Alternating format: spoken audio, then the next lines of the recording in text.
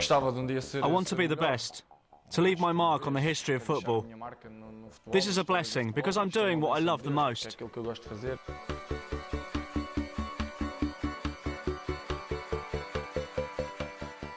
He's Portugal's most charismatic player.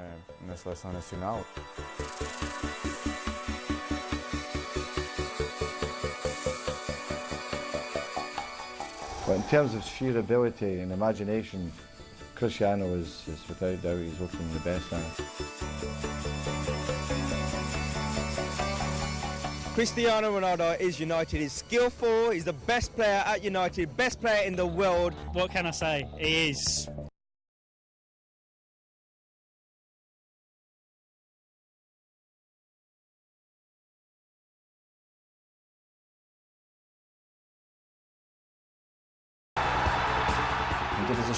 He could easily become the best footballer of all time. Just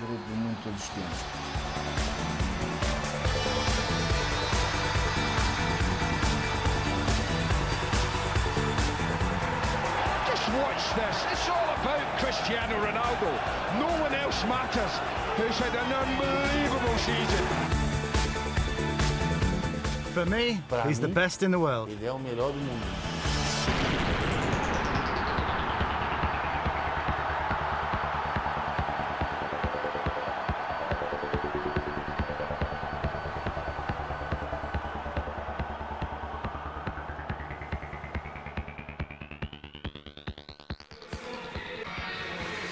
At just 22 years of age, Cristiano Ronaldo was already one of the greatest artists in the game. Sweeping all before him, Ronaldo had taken award after award. Over the 2 previous seasons, he'd become one of the true superstars of world football. And it was a lifestyle he was getting used to. The road to the top was never easy for this young Portuguese star. And Ronaldo has been no stranger to adversity. But a fierce ambition and a desire to be the best saw him through.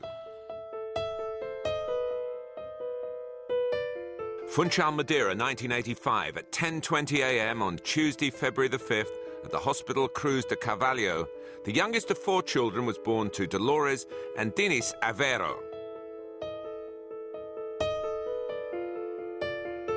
It was a premature birth, but the boy, who would go on to become the joy of a whole nation, weighed in at a healthy 8 pounds. But what to call the child? It was a slightly complicated decision for the family. We didn't know whether it would be a boy or a girl. My sister said, if it's a boy, name him Cristiano. But I liked Ronaldo because of the American president, Ronald Reagan. That name meant something to me. I really liked it. So that's how we decided. My sister chose Cristiano and I chose Ronaldo. Ronaldo's father was a director of a small local football club called Andorinha, and he asked the team's captain to be Ronaldo's godfather. Little did Fernão Sousa know that he would come to play an important role in Ronaldo's life, but he almost didn't make the christening. I played for Andorinha back then, and we had a game in Ribeira Brava. With the old roads, it was about a 45-minute journey. In Madeira, non-league games start at 4 o'clock, but the christening was at 6. Denise always accompanied the team, so he and I arrived late for the christening at 6:30, almost 7:15. The priest was there waiting for us, the godfather and the father. The mother and godmother were pacing up and down outside the church. To calm the priest down, they told him the godfather would give him a big tip. The family lived in Quinta de Falcao, which was in the parish of Santo Antonio, one of Madeira's poorer areas. But despite their situation, they were a hard-working and close-knit family. The Aveiros taught the young Ronaldo what mattered most to them: loyalty and unity.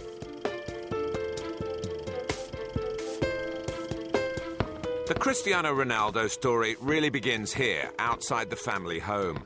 Little Cristiano already had one inseparable friend, a football. Cristiano was a small child, very thin, but showed an impressive talent for the game. Even at such a young age, his rare gift began to emerge.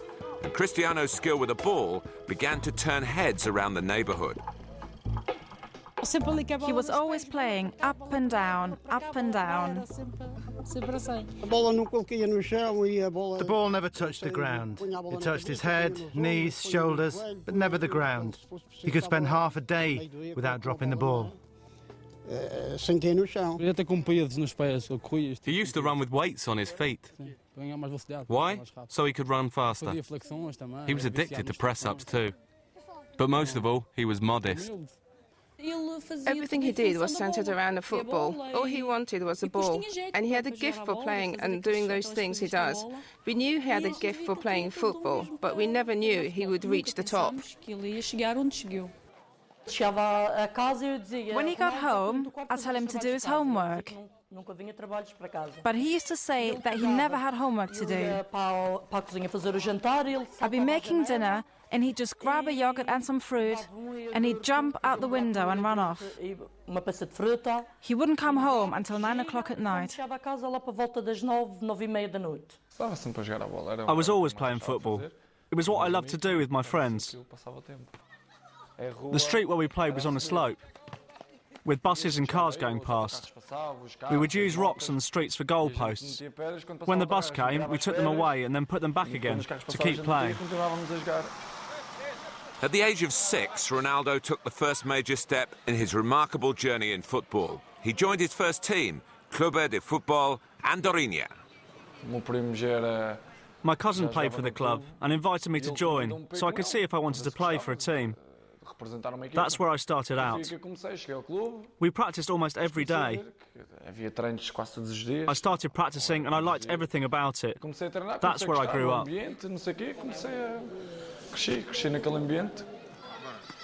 Ronaldo's mother had high hopes for her son. I wanted my son to play like Luiz Figo. I always thought that he was going to be a great player. I never dreamt it would happen so fast. Word of the young Ronaldo's talent soon spread throughout Madeira. He'd go down their left wing when they thought he'd be down the right. There was so much talk about him back then. People who knew football assured us that he had talent. Ronaldo's godfather, Fernão Sousa, had recently transferred to Nacional de Madeira, a larger team on the island. On hearing of his godson's precocious talent, Fernão decided to see for himself. Could it be true? But when he saw Ronaldo with a ball at his feet, he couldn't believe his own eyes. He always hogged the ball. He wanted to do everything by himself. When a player that young is so at ease with the football, you know that he has the potential to become a top player. In 1995, he decided to take Ronaldo with him to Nacional. It was a better club and would help him grow. Ronaldo's first transfer was paid for with football kits and balls. He was only 10, but Cristiano still made his mark in his first season. I remember him crossing the pitch, always in control of the ball, just as he does now. He crossed the entire field with that short dribble and that great turn of speed and score. He strut around, so proud of himself. Cristiano was also making progress in training. Playing and training were very serious things for him. All that mattered was competing and winning. The way he faced the opposition, his courage. He didn't fear anyone, his opponents, young or old. It didn't make any difference. His goal was simply to win. He hated losing. He approached everything that way. I always played with older players. It forced me to grow up faster and to not be afraid of playing with them. He was so thin. I would say to my husband, one kick in the shins from those big guys he's playing against could break his leg. But my husband always used to say that he could run faster than them. By age 11, he'd made such an impression on everyone who saw him play that he was already a star in his native Madeira. And with this first whiff of celebrity, he got his first nicknames. He used to cry, even if his friends didn't score. He'd get upset very easily.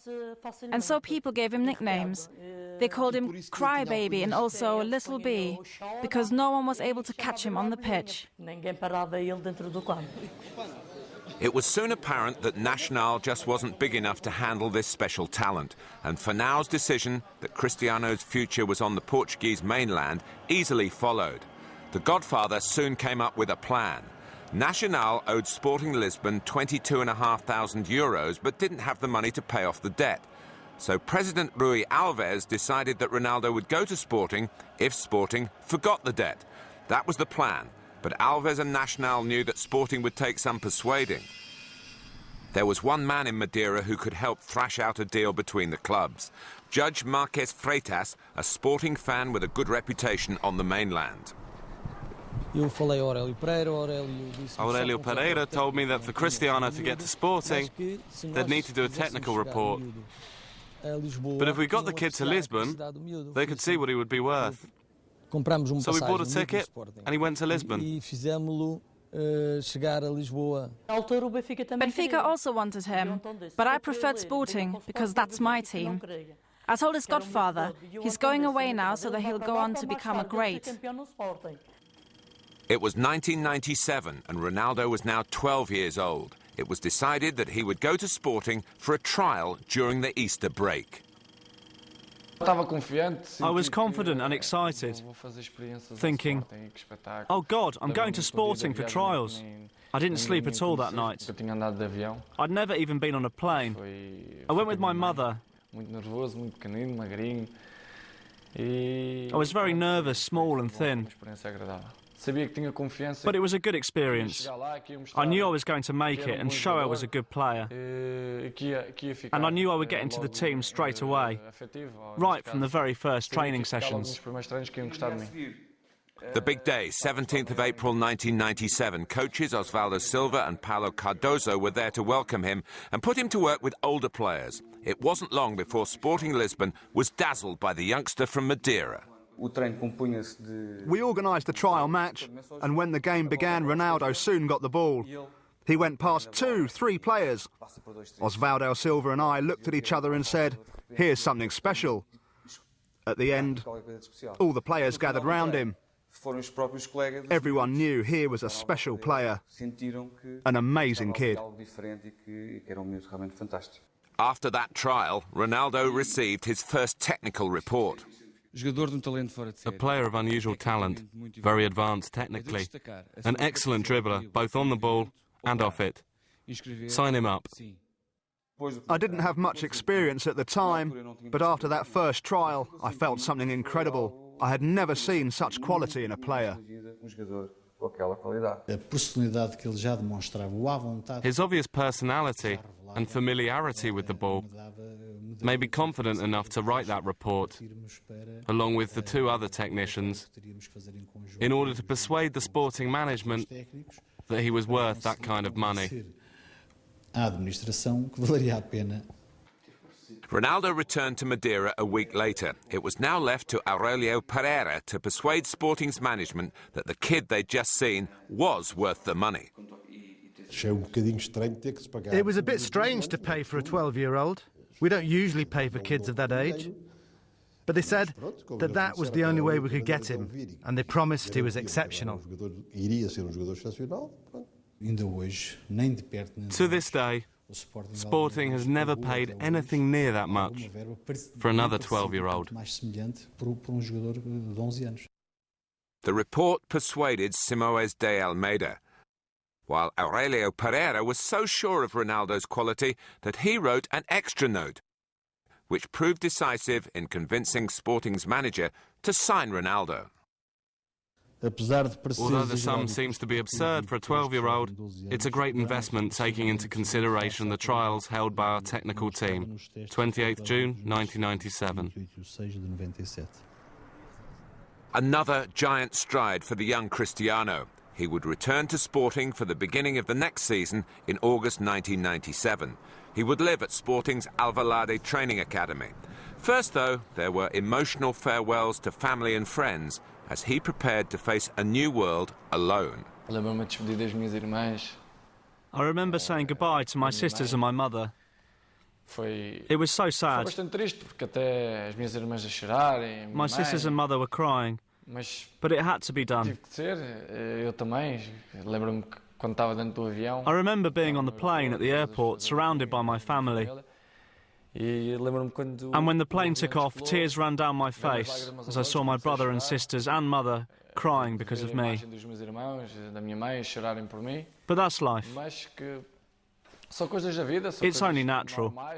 I'd never been away from my family before. They didn't turn their backs on me, but having to live on my own, those were difficult times. It was a new beginning for the young Ronaldo. At only 12 years old, much of his childhood still lay ahead of him without his family at hand. Living with other players at the club's training academy, the inevitable homesickness set in.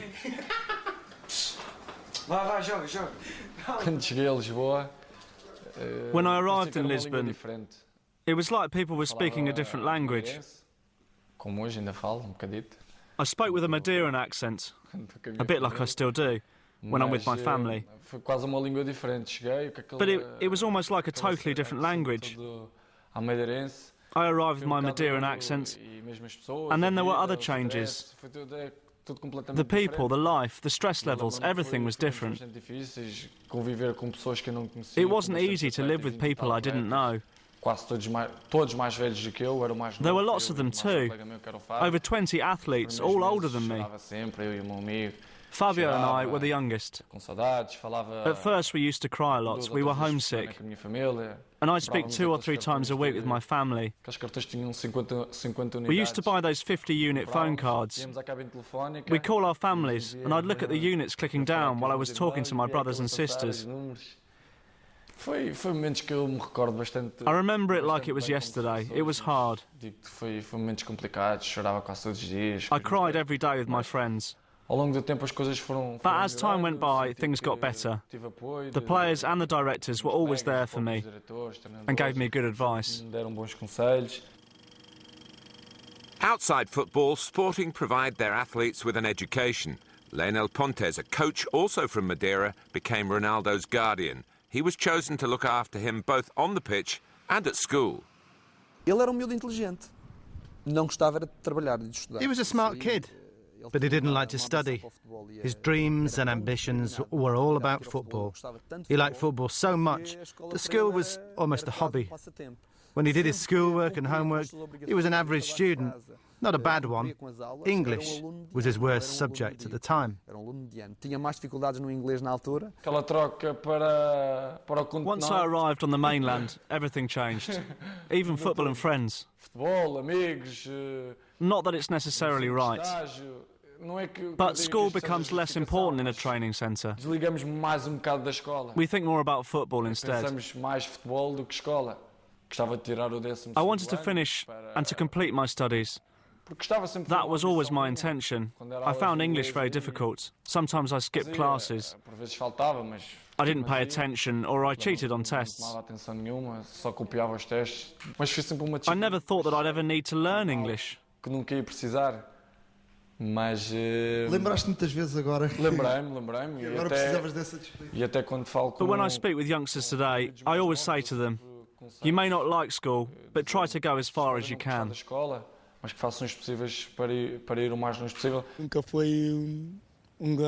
He was never a bright student, but I remember him helping out another kid once, and we would joke, "You don't know anything, how can you help?" But he did his best to help the kid out. He's a great friend, really great. Ele é amigo mesmo. Penso que ele é amigo. Se reparares bem aqui vai aos 70%. E aqui chega já quase aos 100%, estás a perceber?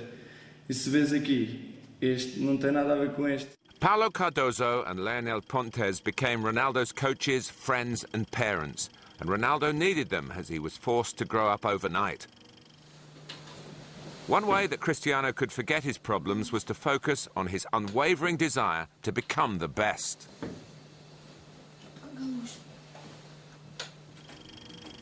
No ping-pong, no ténis, He wanted to be the best at everything, whether it was table tennis, pool, table football, 1 against 1, or even a simple race to see who was the quickest. That was an important characteristic of his. He was so determined in everything he did. In football, his team simply had to win. And in a top-notch player, hard work is very important. He had a dream. He really wanted to be someone. Back in Madeira, his family followed his blossoming career. But life for Dolores was tough without her youngest child. At first, I would still hear the door open as if he was coming home. But I got used to his absence and accepted that he was far away. Back in Lisbon, Ronaldo's teammates became his adoptive family. He was the youngest in his group of friends, but because he was the best player, he became a natural leader. Cristiano had a close group of friends. Although he was young, he had a strong personality and character. Even with the older kids, he had the upper hand as they respected him. I remember once when he was coming home from school, he and some friends were robbed.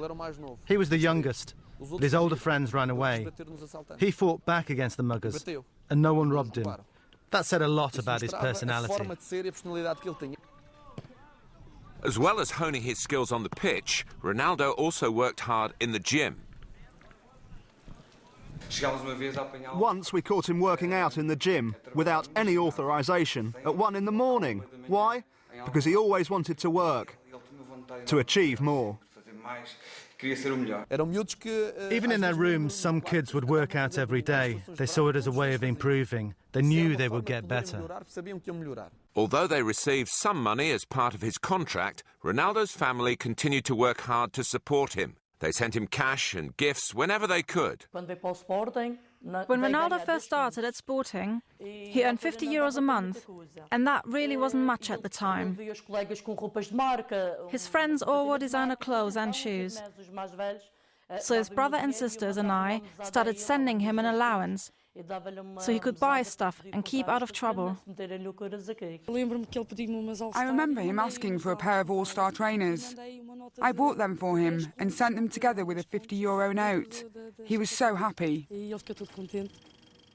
Cristiano never forgot what his family had done for him. Later, he would be able to reciprocate their kindness. He talked a lot about that. He was going to make his dreams come true. And my mother wouldn't need to work again. That was one of his main goals. He was also loyal to his friends at Sporting. One day he came to me and he said he needed a favour. There was another young player called Semedo, who he knew we couldn't keep on, because there weren't enough beds at the training centre. But he asked me to make an effort to keep him here. He even said, he can sleep in my bed. We could put a sofa or mattress near my bed so he could stay. I think I've always had a good heart. I don't bear any grudges, I'm happy to say. We put the beds together and the three of us slept together. On the pitch, Ronaldo was getting better and better. In one of the junior national championship games, I remember he received the ball from the kick-off in the second half. He saw that the goalkeeper was off his line and scored from inside his own half. Throughout his formative years, he was always the best player in any of the tournaments he played in. The teenage phenomenon even caught the eye of none less than Jose Mourinho, who was then the coach of União de Leiria. I remember the first time I saw him play. He was playing for Sporting, and they were up against União de Leiria. We were watching the game because we had a training session afterwards. I told my assistant, there goes Van Basten's son. Then he was an elegant striker, with a good quality of movement and great technique. Really elegant. When he played back then, he resembled Van Basten. He played as a striker, but I didn't even know his name. But he definitely stood out from the other players. Mas ficou-nos imediatamente na rotina, tal era a diferença de qualidade relativamente aos outros. At just 15 years of age, he was the standout player in Sporting's world-famous youth academy. Olá, sou Cristiano Ronaldo. Hi, I'm Cristiano Ronaldo. I started playing for Sporting at 11. Back then we didn't have the facilities that the academy here has today. I hope more players come through the ranks here, because they've got great facilities, and I'm sure that a lot of star players are going to emerge here in the future. By then, Ronaldo had started to play alongside the seniors in training. After a practice game against Coimbra, he even gave his first autographs. By 2002, Cristiano was appearing in Sporting's first team. Yet he didn't rest on his laurels. Once again, he went for a secret workout in the gym. I found him in the gym and I asked him, "Ronaldo, what are you doing?" "I'm training," he said. He had 2 weights, one on either foot, and was dribbling with a ball. He was training his dribbles with weights because he knew that he would improve his technique and that without the weights, he would be even faster.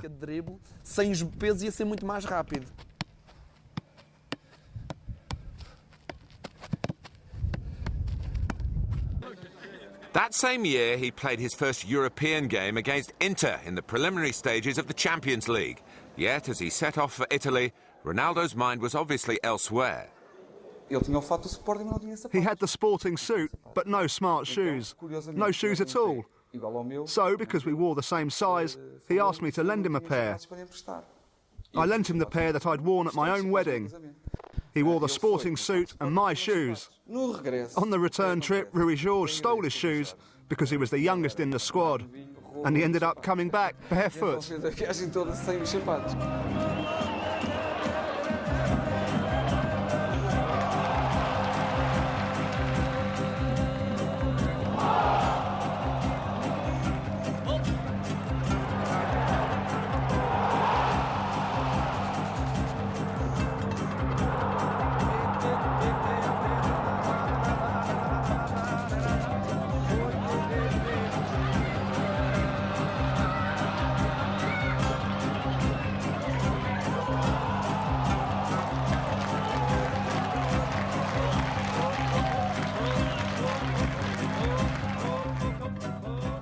His final outing for Sporting was an unexpected one. It came in August 2003 as the club played a pre-season friendly to celebrate the opening of their new Alvalade stadium. The opponents were none other than Manchester United, who well knew the qualities of Cristiano Ronaldo. The day before the game, Sporting and United had signed a preliminary agreement allowing him to go to England a year later. But Ronaldo changed all that with his performance against his future club. I remember being very nervous. I was speaking to my friend Semedo, and he said, "Tomorrow you're going to play against Manchester United. Knock them out. Play to your very best, and maybe they'll even sign you." I said, "No way."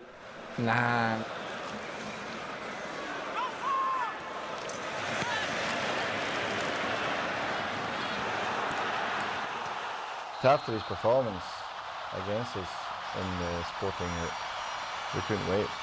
We had to bring him here immediately. The minute half-time, I said, "Christ, what is this? Get this lads, get this boy signed." But they didn't know I'd already been with Sporting the night before, and we were discussed everything, you know. But he was sensational. He was really good. On signing for United, Ronaldo wanted to wear the number 28 he'd worn at Sporting, but Sir Alex Ferguson had other ideas. We've had some fantastic players in the number 7 jersey. Brian Robson, Eric Cantona, you know, David Beckham, as you mentioned. And I felt that a lot of people maybe wouldn't want the number 7 jersey, but I felt the confidence that Cristiano had, the confidence in his ability. It was no problem to give him number 7. And he was 18 years of age, he could develop in the years to come to have his jersey. We were drawing 0-0 against Bolton, and I just felt that we needed a reaction, you know, sometimes you get it from the fans, sometimes you get it from your players, sometimes a substitution can do that, sometimes a half-time team talk can do that. But when we brought Ronaldo in, it just seemed to have a certain explosion in the fans, you know, that this is a Manchester United footballer, this is a Manchester United player. And they just took the place by storm. When he left Sporting, Ronaldo was earning about €2,000 a month. At Manchester United, his salary shot up to €20,000 a week. With his new contract, he decided the time had come to fulfil his dearest wish. His mother, a cook, would never have to work again. The first thing I did was tell my mother to stop working, because I knew she had suffered a lot and had some difficulties. And I also tried to help my brother and sisters out. If we can't help our family, who are we going to help? When my family isn't okay, I get restless. I don't feel right. It just doesn't seem right to me. They've always supported me. They have always been there for me. His family came to live with him in Manchester, but it was his brother-in-law who became his right-hand man. Football isn't for life. He knows that. In a few years' time, well, hopefully many years from now, he knows he has to have an alternative option outside of football. So in order for that to happen, Cristiano has to start preparing himself now. I can help him out with that. We work well together. He reads my mind, and I know what he's thinking too. He only has to look at me, and I know what's on his mind. So with time on her hands, Dolores headed back into her Manchester kitchen to cook her son his favourite dishes. He likes Brazilian-style cod, Portuguese stew, macaroni, beef stew with white rice. Back in Madeira, Ronaldo was now in a position to help his whole family. He opened a clothes shop for his eldest sister, while his other sister became a singer. Katia sings under the stage name Ronalda. With her brother's help, she too is making her dream come true.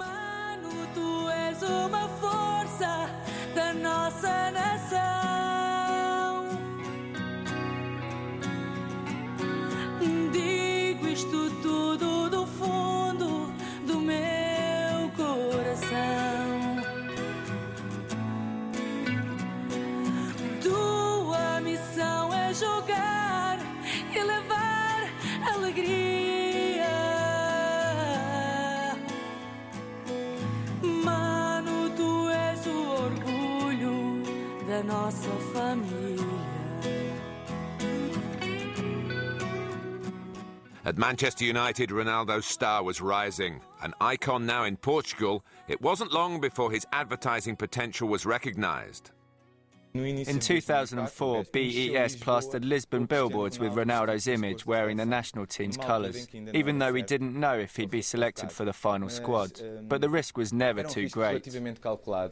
When I came back to Lisbon, I was passing through Marquês de Pombal, and I heard, "Oh, the star, that actor." Euro 2004 was looming, and Portugal had a new Brazilian manager, Luiz Felipe Scolari.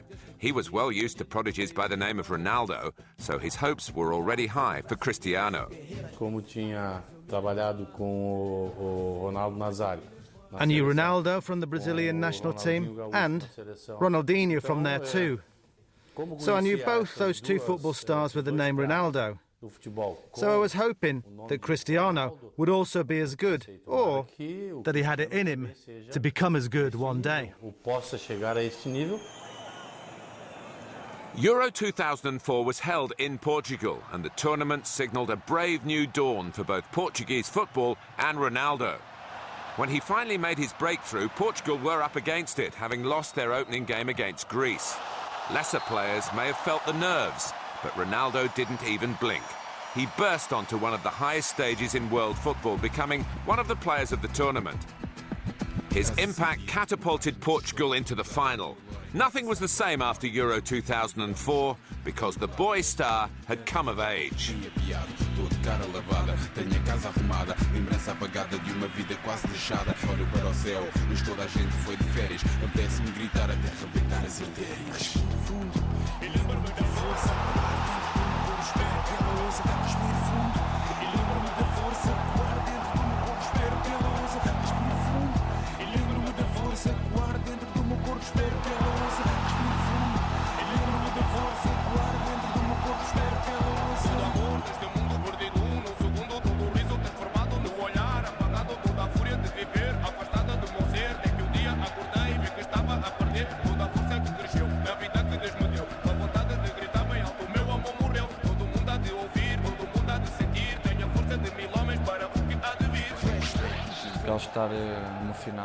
I was in the final in Portugal.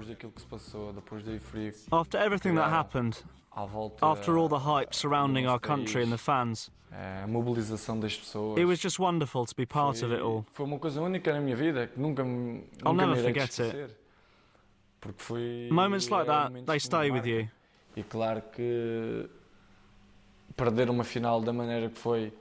Of course, I felt really disappointed losing the final in the way we did, with all those millions of people watching, hoping we could win. But that's the way it went. I cried. Pronto, foi aquilo que aconteceu, deu-me para chorar.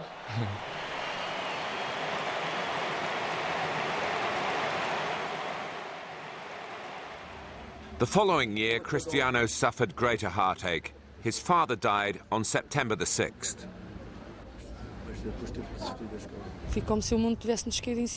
It was like our world had fallen in on us. It's the same old story.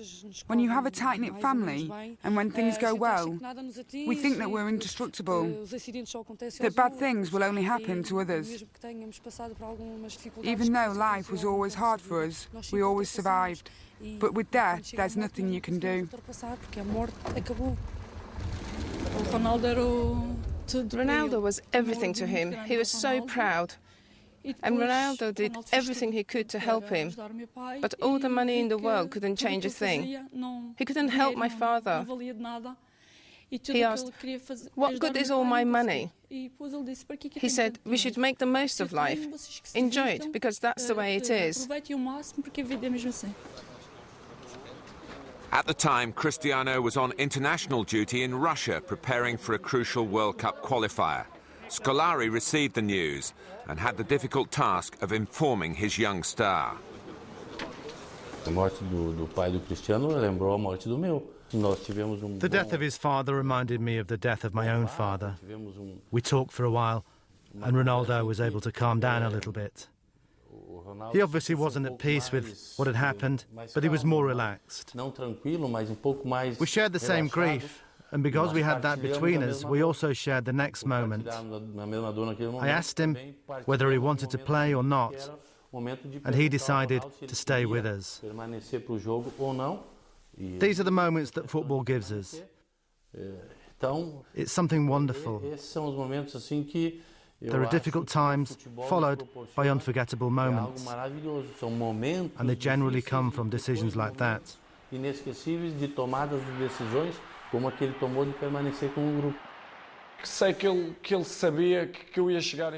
that I was going to make it as a footballer. He was a very proud man. He knew better than anyone else what I was capable of. He knew he had a son who was always going to give the best example, who would show what he was worth. And that's what I'm trying to do. When I win awards, I think of him. If he was here now, I know he would be proud.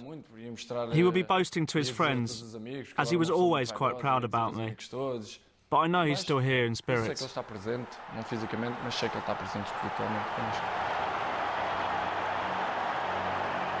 Whether it's for Manchester United or Portugal, Cristiano Ronaldo has the same ambitions, to win and to be the best. Even those who work alongside him are always amazed at his constant hunger to improve. He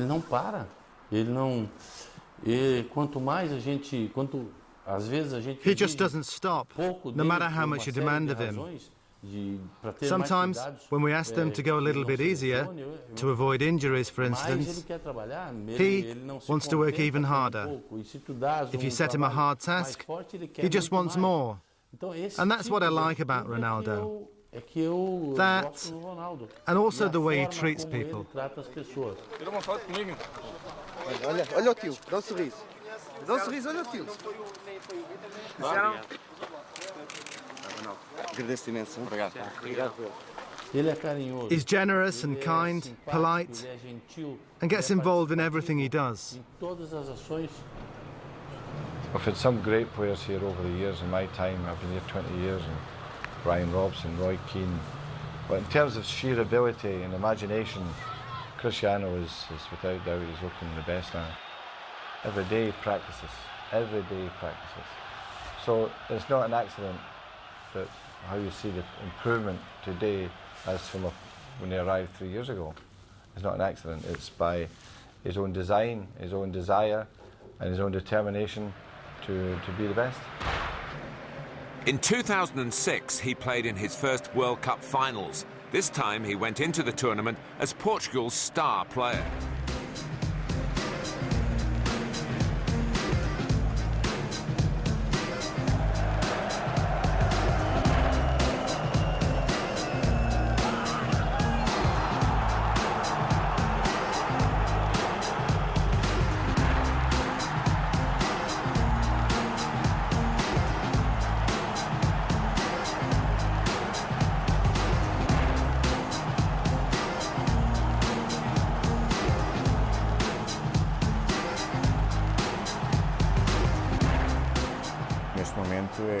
He is currently Portugal's most charismatic player, without taking anything away from the other players. With him, it all happens naturally. It just happens. Logicamente que isso é uma coisa natural também que acaba por acontecer.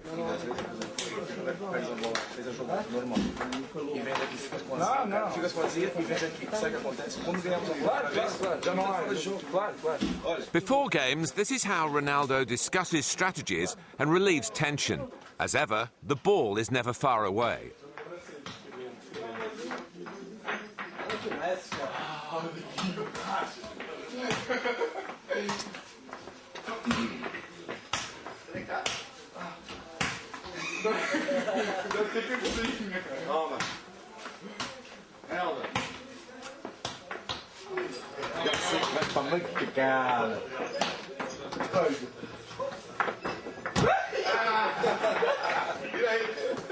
Bola para ele está sempre em movimento.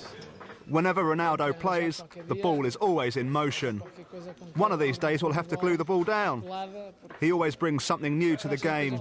He's happy to be working at his own game, learning new feints and trying to teach us, so we can attempt to do what he does, which is never easy. Most of us trip over our own feet trying to do those things. Cristiano Ronaldo is no stranger to controversy, though. In Portugal's quarter-final clash against England, Ronaldo's Manchester United teammate Wayne Rooney trod on Ricardo Carvalho and was sent off. But it was Ronaldo's reaction that made the headlines in the British press, which held him responsible for England's subsequent defeat. If it happened now, I'd do the same thing all over again. I'm representing my country, my nation, my colours. I think what I did was perfectly normal. Lots of people wanted me to be the scapegoat for something. Because maybe they expected more from England, I don't know. I don't want to speculate. But I do exactly the same thing now, because it was a normal thing to do. I remember after the game, Rooney came to me and said, "Keep it up. You guys have an excellent team. Just keep going. You're doing well." I've always been really good friends with him. He sent me messages after the game, so I've never had any kind of problem with him. He's been getting booed this season for various reasons, but you know, it's he's come out, he's shown everyone how good a player he is, and I think not only that, the English fans only boo good players, so I think that's a sign of respect, and you know, I think every English fan is happy that he's playing in the English league. Everyone in this industry likes to incite trouble or controversy. I think that's what happened. But my relationship with Wayne is very good. With a witch hunt in full cry back in England, Ronaldo had naturally mixed feelings about going back. Jorge Mendes and Sir Alex Ferguson persuaded him otherwise. Everything that's happened so far since the start of the season tells us a little more about who Cristiano is. He's a player with so much character, who's managed to overcome all that adversity. After the incident, I spoke to Wayne Rooney and I kept texting Cristiano, but I kept texting his old telephone number, so he never got all my texts. So he thought maybe I wasn't showing interest in Cristiano. And it was only when I spoke to David Gill, our chief executive, to get in touch with his agent to tell him to phone because he hadn't returned my calls. I then realised that we'd been texting the wrong number.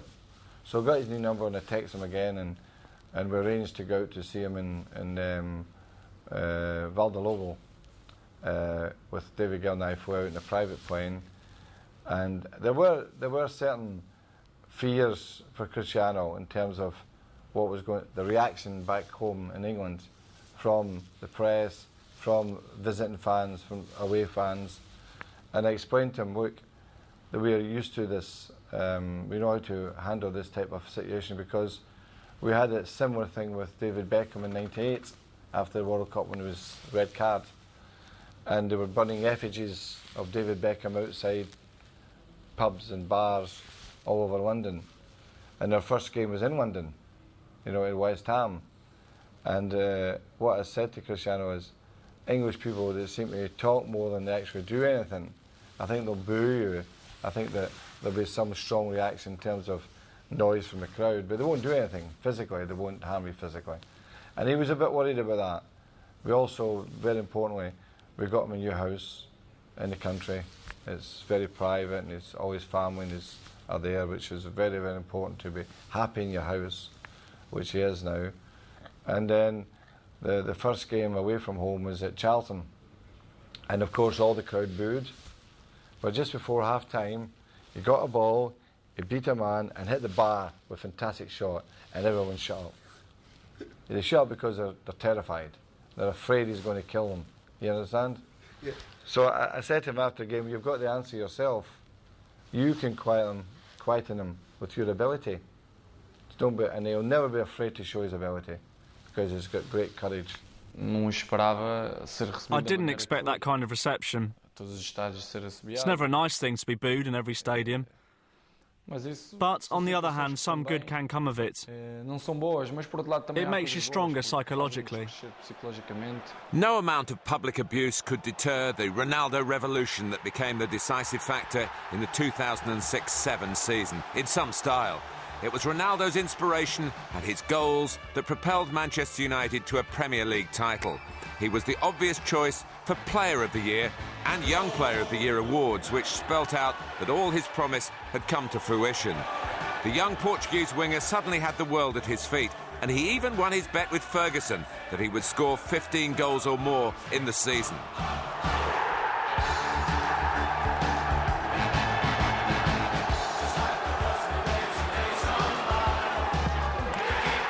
I'm not paying. I'm not paying, why? I said to him, penalty kicks don't count. Penalty kicks, I don't include penalty kicks. I will pay him, I'll pay him at the end of the year. In the next year, you will... I have another bet with him. Yeah? I make it 100. You get my money back.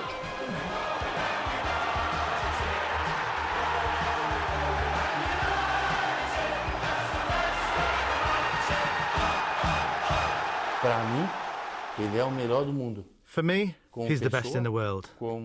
As a person, as an athlete, as a member of the national squad, and as that young kid that I've watched grow up over the past 3 years. At this moment now, I think he's the best player in the world now. The joy to watch and joy to play with him. And I think at the minute he's undoubtedly the best player in the world. He deserves to be crowned world's best player, and I hope so for him. I'll be really pleased if he is for him. He could be to football what Michael Jordan was to NBA, because he is capable of surprising us every day with something new. And that's not something many players in the world can do. Only those who are chosen to make their mark on football history. He's a fantastic player. Brilliant, creative, with great athleticism. In fact, he's probably one of the best players around at the moment. And taking into account that he isn't an out-and-out striker, he scores a lot of goals too. I think he's a wonderful professional with a pretty face and a beautiful smile. He's a good role model for young football players. Now, he's among the very best players, and I hope he can reach the very top one day. He's one of the strongest players in the world right now, because of his technical quality and his physical strength. Taking into consideration his age and how long he's been playing, he can become the best, without a doubt. Cristiano's on top form. He's scoring goals, he's creating goals, and he's playing with a lot of confidence, and he's a really difficult player to play against. Cristiano is a great player that has a lot of talent, and he's shown already that he's a star player, and he's going to be very important for Manchester United in the future. He's a fantastic player. He's probably the most successful player in England at the moment. He brings so much skill to our game. It's an absolute honour to referee players of that skill and ability. It's fantastic for the spectators. It means that our stadiums are full because we have good players of this nature. And when you're refereeing the games involving these players, it's really good to be involved at such close quarters, to see the skill that these players have and to see the way they can work the ball and they can lift the game. He is without doubt the best young player in the world. I think that World Cup thing, when Podolski was voted best player, I think that's just, well, it happens sometimes in these competitions, but it's an outrage, because Ronaldo really is the best young player in the world, and he's got enough talent to become, well, he's already one of the best. He may well become a truly remarkable player over the next decade. He always wanted to be faster than Thierry Henry. And when you see how quickly he reached such an important level in international football and managed to become, and still be, faster than Thierry Henry, then he has all the qualities it takes to leave his mark on an era.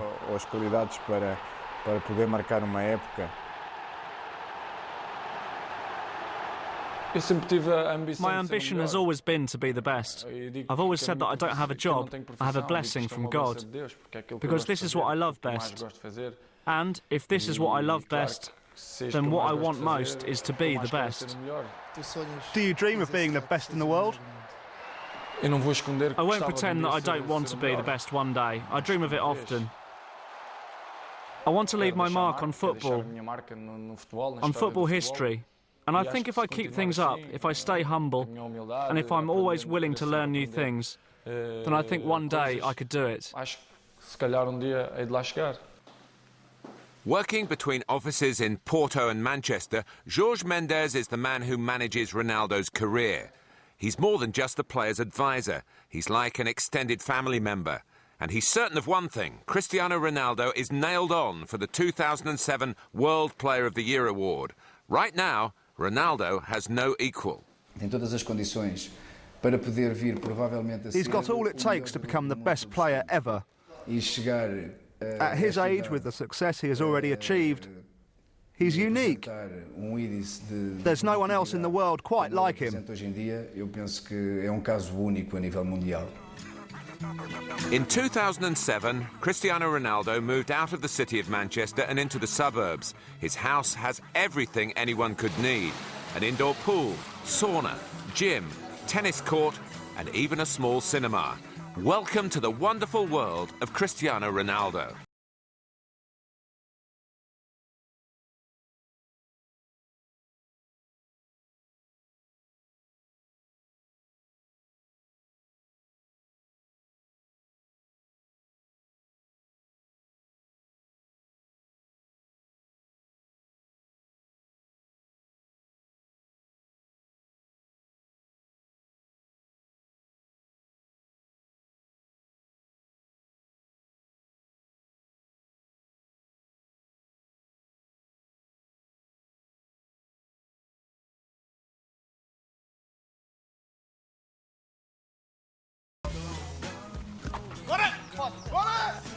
a bola não sai, já está a dizer fora. Pá, não tens de ter 2 bolas, caralho. Mas a vantagem vossa, pô. Ah, a vantagem foi a anterior, então. Não estava nada, estava igual a vantagem. Ah, pô, escala-te para aí. Falhaste agora. Falhei, mas falhei. Já estás com o Ronaldo ao ar. Mas não é, o gajo está não. A bola estava dentro da mão lá que não. Even a simple game of tennis gets the competitive streak going for Ronaldo. He genuinely hates losing. Who most often wins? I do. Really? He says he does. Only when he cheats. Otherwise, I win. Is he any good? He's all right. Does anybody like losing? I don't think anyone likes losing, do they? I might get a little bit more upset than they do, but that's not my fault. It's in my blood. It runs in the family. But I don't usually get too upset playing tennis here, because most of the time I win, so it's no problem. Do they let you win, or do you deserve it? No, they don't let me win. I play a bit better than they do, that's all.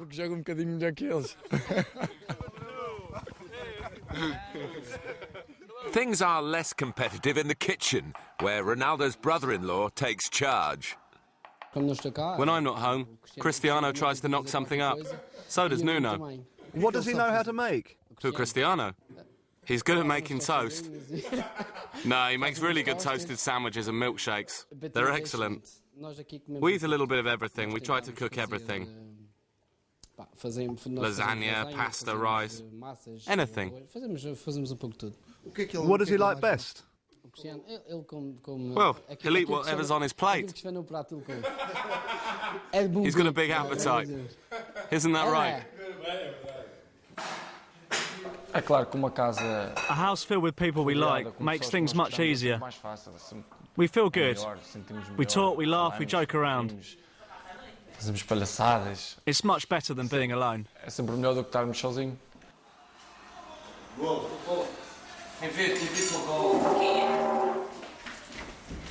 Zé para o Braga dava. 2 para o Braga dava. Não. Tá bom. Braga perdeu por 3-2. Cara, e o Chelsea? O Chelsea marcou de penalti. Carinho meu. É carinha, já sabe. Ele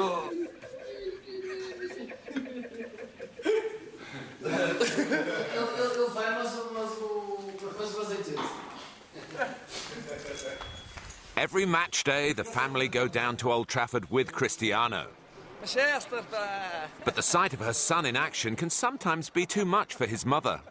It makes me suffer to watch, and I never watch penalties. I always leave the stands. In his first game at Sporting, when he scored 2 goals, it was just too much for me. I fainted at the Alvalade Stadium. I'm very proud of him. I get goosebumps when he scores. For an away game, everyone gets together for a Madeiran barbecue. Then little brother Cristiano provides the entertainment on the pitch. With his captivating style of play, it hasn't taken long for advertising agencies to take notice and develop his image. At the Gestifoot offices in Lisbon, they see his marketing potential as huge. We believe that Cristiano Ronaldo will soon be one of those great sporting figures, one of those 4 or 5 elite sportsmen recognised by everyone. So much so that Ronaldo is already a global brand. そこで私は経営者である。経営の質を高めるために何をしたらいいんだろう。経営の質を高める知的フィールド。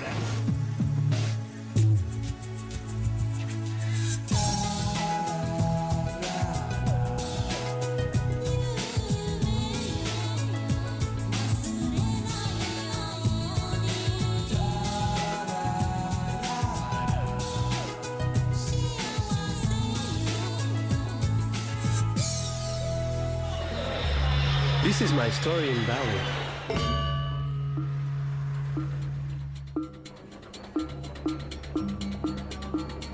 I thought their secret was magic. Then...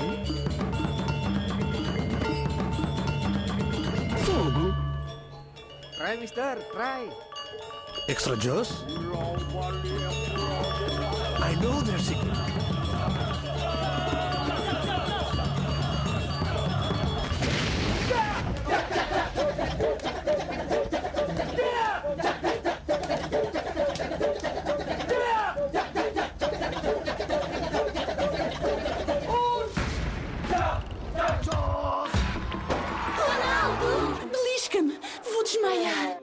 Ronaldo's image can be associated with any successful product on the market. It was even used in a game designed for mobile phones.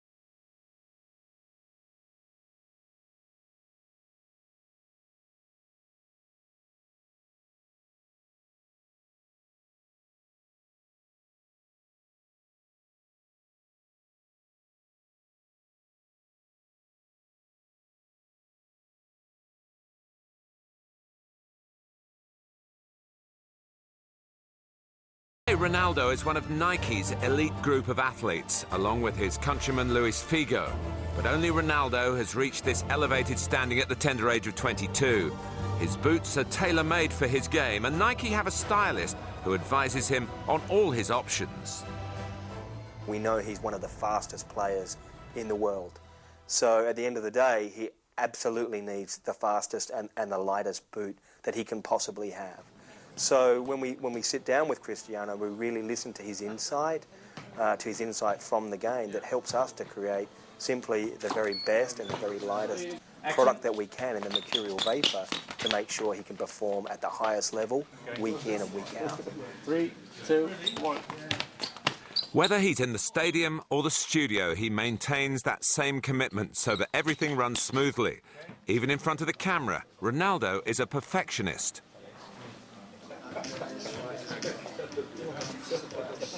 Journalists all over the world have been won over too by his talent. For L'Équipe, Ronaldo is the #1 star among any foreign players.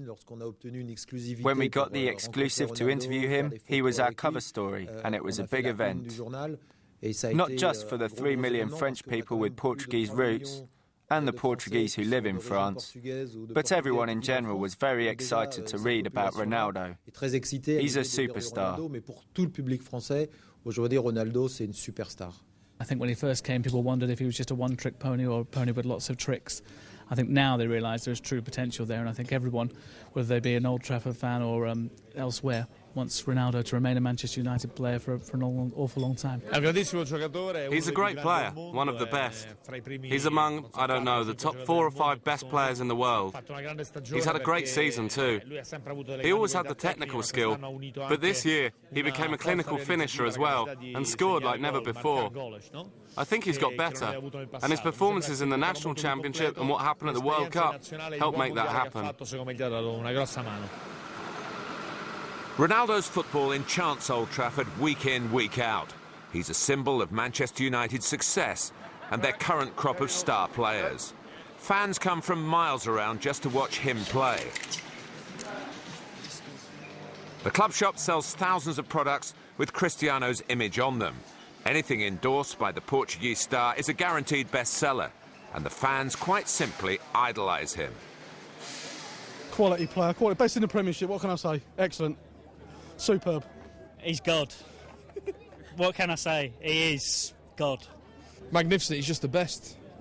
He's going to be the best in the world. If he stays there anyway. So he's just, I don't know, the new George Best. Cristiano dos Santos Aveiro, a.k.a. Cristiano Ronaldo. And it's not just his skill with a football that captivates the crowd. I love Ronaldo, yes, he's a very good footballer. Very good looking, very sexy legs, and very talented. He's complete, he's a brilliant footballer, excellent looks, can't complain. He's a good footballer, fantastic footballer, and good looking as well. Okay. The way that he plays, and he's incredibly good looking. Naturally then, Cristiano likes to take care of his appearance, and those hours spent in front of the mirror have got him quite a reputation in the Old Trafford dressing room. ¿Qué apodo tiene para vosotros jugadores dentro del vestuario? A few years ago, some people called him Playboy. Others, the fashion kid. I think it's well known that when he signed, he got a mirror put by his dressing room so he can look at himself every minute.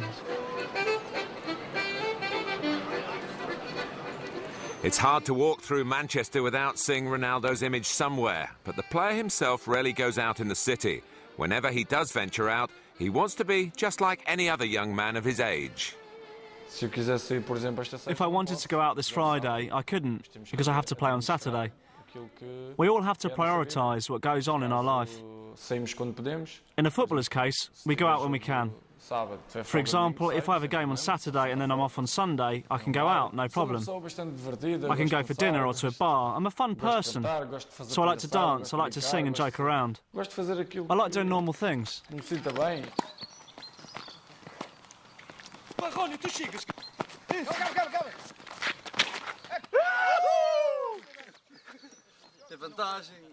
His agent, George Mendes, is a regular guest back at Ronaldo's Cheshire mansion.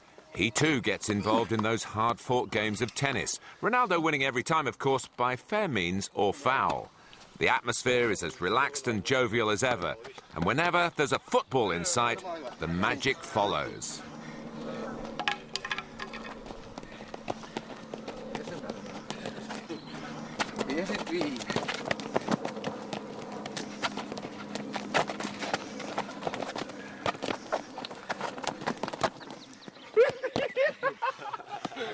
So how exactly did he do that?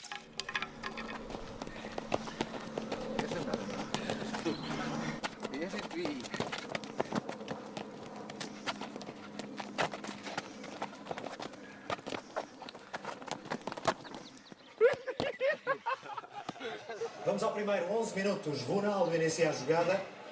His friend, the young Portuguese midfielder Manuel Fernandes, is another regular house guest.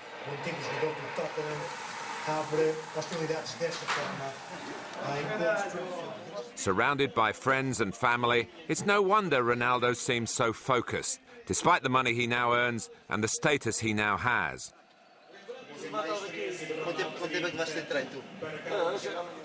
He spends his spare time enjoying the family barbecues, watching football, and of course getting involved in the regular kickabouts. And the fact that he's become one of the world's best paid players is only more reason to celebrate.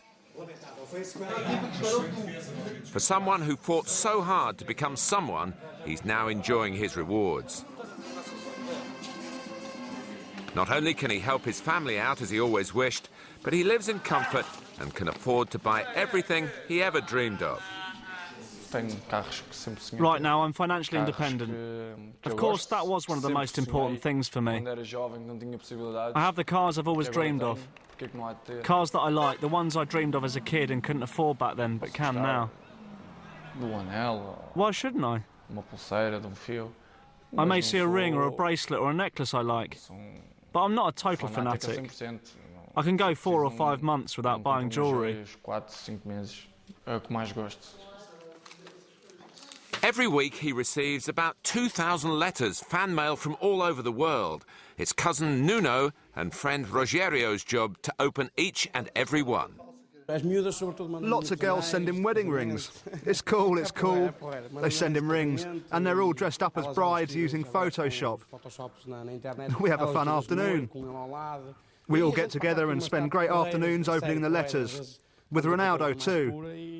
He tries to send an autograph to each and every girl.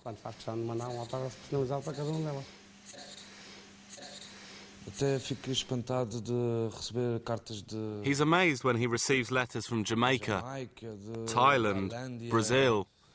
It's amazing. Ronaldo's success is a model for children all over the world. It's good to have dreams that you can believe will come true. And back where it all began, at his first club, Andorinha, all the kids want to be the next Cristiano Ronaldo. I think they're all probably dreaming of achieving what Cristiano Ronaldo has achieved. Back where he grew up in Madeira, his old neighbours also dream of being like Ronaldo, whether it's copying his famous tricks or even his style. I'd like to be like him, have cars, be rich, everything. I'd like to be like him. Do you train hard? At Andorinha. Do you think you look like him? No, but I think I have his style. I saw Ronaldo wearing these earrings. I liked them. They were cool, so I had to get some too. Of course, 2 earrings, just like Ronaldo. His mother, Dolores, is already looking to the future. What's in store for her son? Just more and more success. He could be a great coach, like Mourinho. That's what I think. And a mother is never wrong about her children. Can you picture him as a father? Oh, yes. He'll make a great father. And a proud one, too. Back in one of the toughest neighbourhoods in Madeira, Quinta do Falcao, a young lad called Cristiano Ronaldo had a dream. Well, every kid has dreams, but how many of them move mountains to get what they want? An outrageous and God-given talent for the game of football was certainly the key. But it was ambition and determination that made Cristiano Ronaldo's dream come true.